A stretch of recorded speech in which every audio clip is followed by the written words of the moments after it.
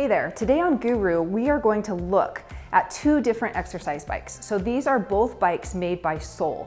And you can see I have the Soul SB900 and the Soul SB700. These are extremely similar bikes. There's a $300 difference. So the SB700 is usually priced right around $700, and the SB900 comes in just right under $1,000 at $999. So what do you get for those extra $300? Let's take a look.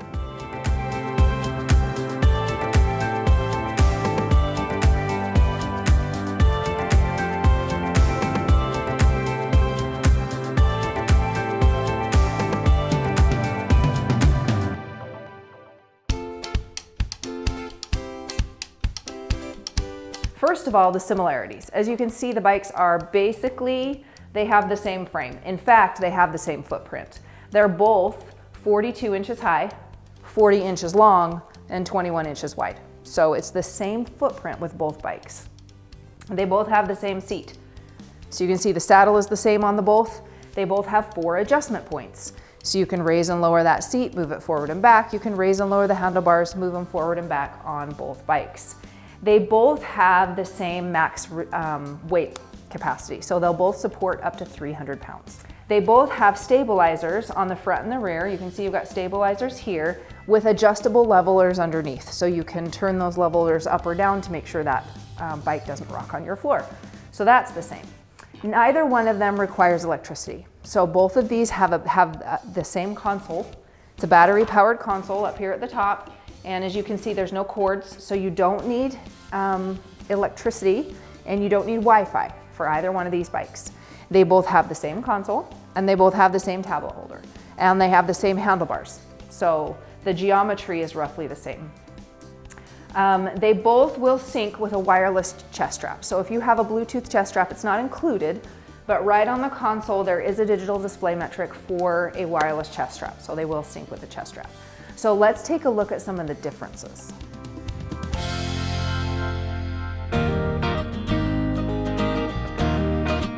All right, so what are the differences between these two bikes? Where is that $300 coming in? So first, let's take a look at the SB700. So this is the less expensive model. And as I mentioned, it has roughly the same frame, but there's a few things that are different. So down here, you've got a 48-pound flywheel. That flywheel is 48 pounds as well. But this one is a sleek chrome flywheel. You can see that. And it does not have the perimeter weighted rim around the outside. So that's one difference, is you'll notice the flywheels look a little different. The second difference is the main difference between these two bikes.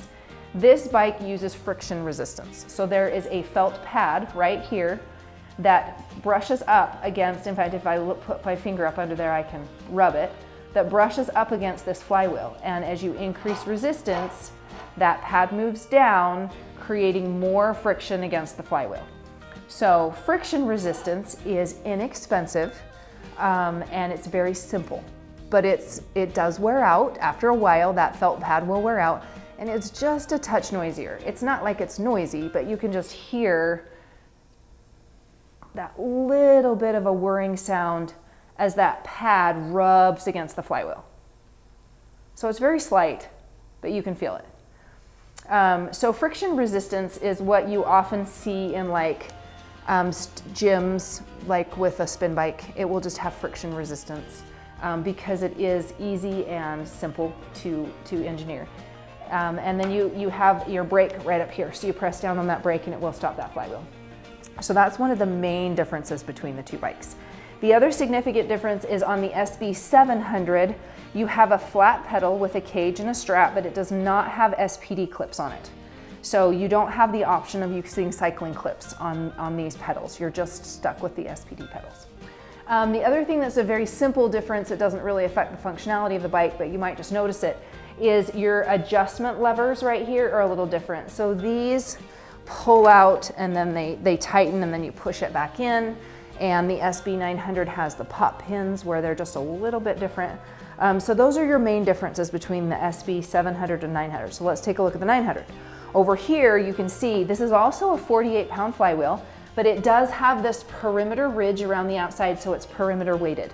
And what that does is it allows the magnetic resistance to work better, and it just increases the smooth rotation of the flywheel. So you'll notice sometimes if you're looking at a spin bike, it'll say perimeter weighted, and that's what it's talking about. It's talking about this ledge around the outside of the flywheel.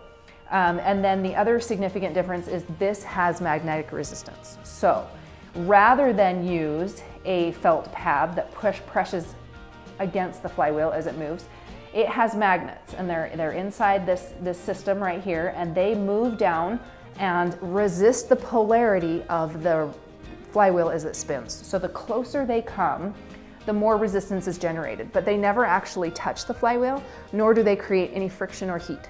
So this is quieter, and it is also maintenance free. You don't have to replace those magnets, you don't have to lube them, they don't wear out, and they're quieter. So let me get this going.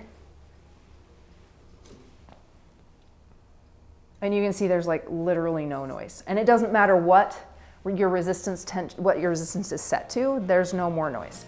So that's the biggest difference between these two, is how the resistance is calibrated. The other thing is these do have SPD clips on the underside of that pedal. So these are a hybrid pedal. You've got a flat metal pedal with the cage and the strap on one side, and then you do have the SPD clip on the other side. So as a result of that magnetic resistance, this bike is heavier. The SB900 weighs about 160 pounds. The SB700 weighs about 114 pounds.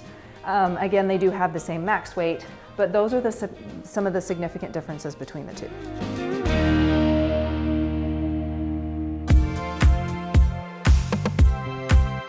Okay, so let's take a look at who these bikes are best suited for. So first, the SB700 is a very quality bike. Sole backs up both of these bikes with a full lifetime warranty on the frame. So you're getting durability here. It's not like it's cheaper because it's not as strong or as durable. It's very durable, it's very quiet, it's very functional. This is a great bike for people who do not mind using the friction resistance. You're totally fine with that, you don't really care, it's not like it's loud. You'd rather save the $300, so that's one of the reasons why this would be a great option. And then the other thing is, if you just plan to ride with regular athletic shoes, you don't have spin shoes, you don't care about using cycling shoes, go ahead and save yourself the money, because those pedals are really strong and durable and work really well. It's also a good option for people who really like to use a resistance knob. Both of these have a resistance knob. This one you can actually feel the tension as you adjust the resistance, so that's kind of nice. You can kind of get an idea of where that resistance is set based on how much pressure is being put on that flywheel. So that's what you get for your $700 on the SB700. It's a really quality bike. Save yourself some money if those little features don't matter to you. The SB900 works better for people who do want the option of using a cycling shoe. If you've been going to spin class already and you have some really nice cycling shoes that fit well and you like them, that makes a difference in how you ride. You just get more power as you pull up through that pedal stroke if you're clipped in. So more glute and hamstring engagement. It does affect your feel on the bike as you ride it.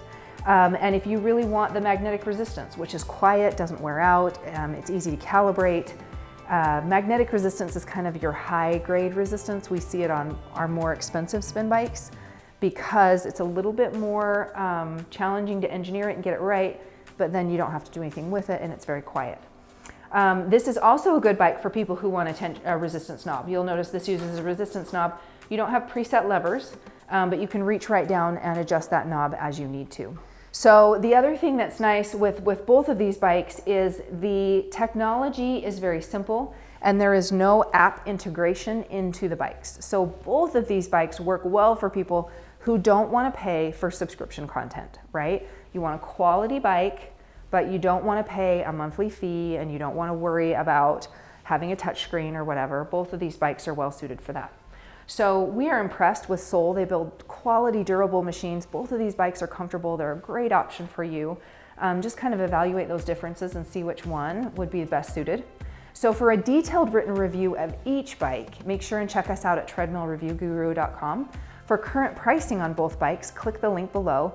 And as always, if you liked our video, make sure and leave a comment, subscribe, and give us a thumbs up.